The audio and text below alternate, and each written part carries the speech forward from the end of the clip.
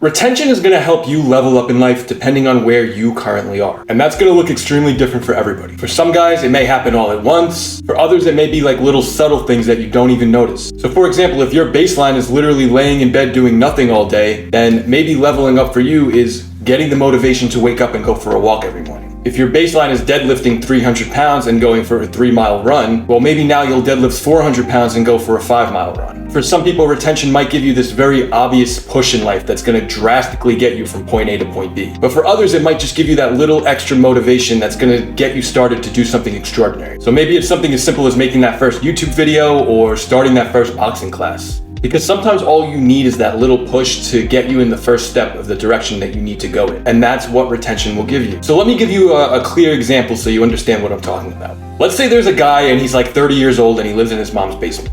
Literally all he does all day is watch porn and play video games. He has no job, no income, no nothing. So for him, let's say he starts retaining and now he's starting to experience some of that euphoric energy that you usually get when you retain. And this energy gives him the motivation to start sending out some job applications. And this guy has never worked a day in his life, right? But now after sending out some job applications, he finally gets a job at McDonald's. And to most of us, that's probably like, so what, that's it? But to him, this is literally his first job, and this is kind of a big deal. You know, for the first time in his life, he's finally gonna be making some money. He's finally in the workforce. This is the first step that he needed to get his life in order. And then maybe a few months after working at McDonald's, he meets another girl that works there, and this girl becomes his girlfriend. And maybe to most of us, she's like a 3 out of 10, but to him, he really likes her. And now he finally has his first girlfriend and his first sexual experience at 30 years old. You see, this is all his unique experience on retention, and the stars are aligning for him the way that they're supposed to.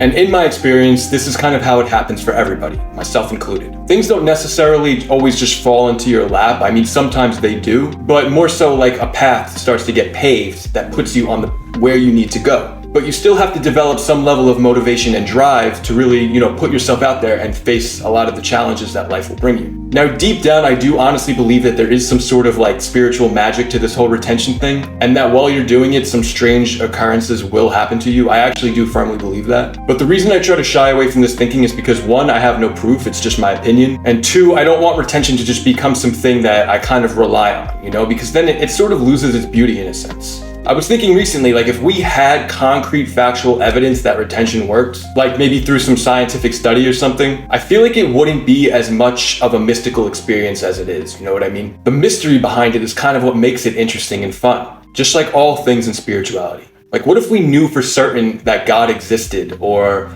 we knew for certain what our reason is for existing on this planet? I feel like life would almost become boring in a sense, But I'm not going to get into too much of that right now. But the way I see it when it comes to retention, even aside from the benefits like, the crazy confidence, the crazy energy, the female attraction, even if you don't necessarily experience these things, it doesn't even matter, bro. The 2 biggest benefits that you're going to get that you cannot deny are a clear mind, a clear, sharp mind, and time. Think about all of the time you spend looking at adult content, masturbating, thinking about sex, trying to get sex, trying to impress women. You can finally just get all of that time back and put it towards other things. And this is why I say it's really important, in my opinion, to try to abandon all sexual thoughts, lustful thoughts, sexual desires, anything of that nature. When these thoughts come up, you really want to try to develop the discipline to focus your attention elsewhere, like either on your breath, or you can just pick some object in the room and try to just stay really focused on that, because we waste so much time thinking about sex, guys. And when you get better at this, now you're not thinking about it so much, you can use that time to do more productive things,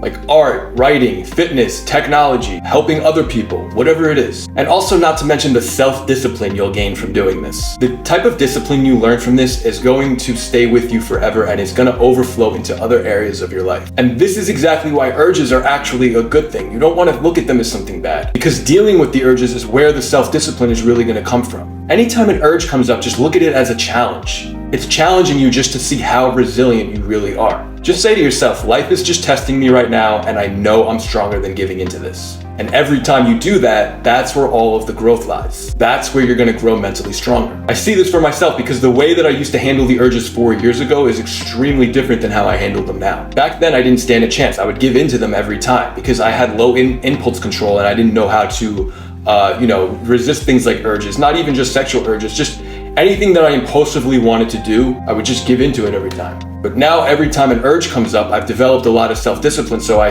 literally say, this is just my biology. I'm not gonna resist it, but I'm not gonna give into it. I'm gonna just let it be there. And some people may argue, well, sexual urges are just part of our nature and we shouldn't ignore them. And I understand that perspective, but the way I see it with that logic, we should just be giving into any little impulse or desire that we have. The truth is, this whole thing is really gonna come down to willpower. You can kind of tailor your lifestyle in a way that'll help you to better deal with urges, or at the very least will prevent you from releasing, like, meditating and keeping busy and stuff like that. But at the end of every day, there's gonna be a point where you're alone, you're laying in bed by yourself, you're in the shower. So you really have to understand that all of this is entirely in your control. Listen, we have to have strong sexual urges. We have to think about sex a lot and we have to crave it, because if we never did, we would never want to have sex with women and reproduce. It's just a natural part of being a man, but that doesn't necessarily mean you have to follow it. The way I see it is kind of the same with getting too attached to women and simping and stuff like that. If we didn't get attached to that, why else would we want to reproduce with that person? As men, we have to get attached in order to, raise a family and support them and be with them. But in my opinion, that shit is for normies. I personally think the goal is to move above all worldly desires and cravings. Only if you feel called to do so. If family life is for you, then I